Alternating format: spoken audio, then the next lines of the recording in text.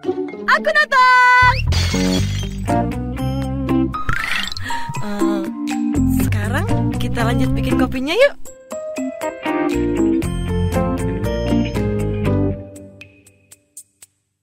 Kopi kapal api, the king of coffee. Kalau aku dengar kopi kapal api, yang teringat adalah jelas lebih enak. Asik ya. Ya karena memang slogannya itu. Oke, dalam edisi Inspiring Fun kali ini kita akan kupas tuntas tentang kopi kapal api. Nama kapal api sebagai sebuah merek kopi memang sudah tidak bisa diragukan lagi. Ya, kenapa namanya kapal api ya? Selain ia sudah berjaya selama puluhan tahun, kapal api juga terkenal karena ia memiliki rasa yang benar-benar beda dengan kopi lainnya. Wow, saya juga masih ada nih ya di rumah ya. Kopi kapal api ini terbuat dari biji kopi pilihan dan diolah dengan mesin tercanggih hingga menghasilkan kopi harum dan rasa yang enak. Kesuksesan kopi kapal api ini tidak dapat pernah bisa lepas dari kiprah pendirinya. Ayo, siapa yang mendirikan kopi kapal api? Ya, yaitu Go Sulot. Ini bacanya gitu ya. Go Sulot. Ia adalah seorang transmigran dari Fujian, Cina pada abad ke-20.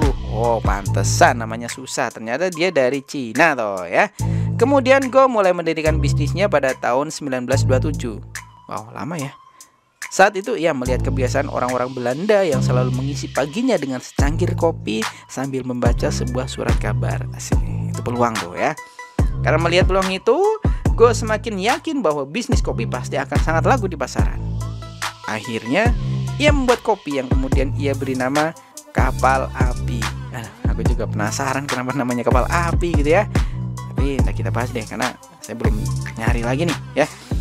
Banyak yang berpendapat bahwa Go salah mengambil waktu yang tepat untuk membuka usaha karena pada waktu itu sedang krisis keuangan. Nah, ini.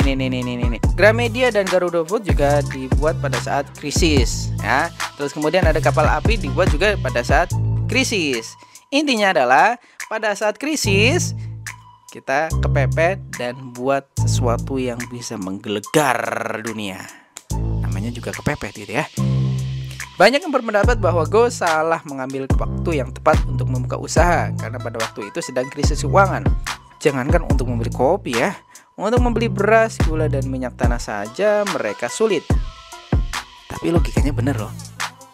Namun Go tidak pendek akal yang kemudian meramu biji-biji kopi tersebut dengan jagung. Wow, brilian ya. Ternyata di awalnya seperti itu. Hasilnya benar-benar di luar dugaannya. Kopi tersebut laku keras meskipun hanya dikemas dengan bungkus kertas. Wah, nanti kita cari ya bungkus kertasnya seperti apa. Namun kopi tersebut tetap berjaya, bahkan menjadi kopi nomor 1 selama bertahun-tahun hingga 1970. Mulai dari tahun 1968, perusahaan kopi tersebut dipegang oleh anak kedua Go Sulit, yaitu Sudomo Mergonoto. Go menganggap putranya tersebut sudah layak menduduki kursi kepemimpinan setelah bertahun-tahun bekerja bersamanya sebagai tenaga penjual. Wah, anaknya juga suruh magang ternyata ya. Keren kan.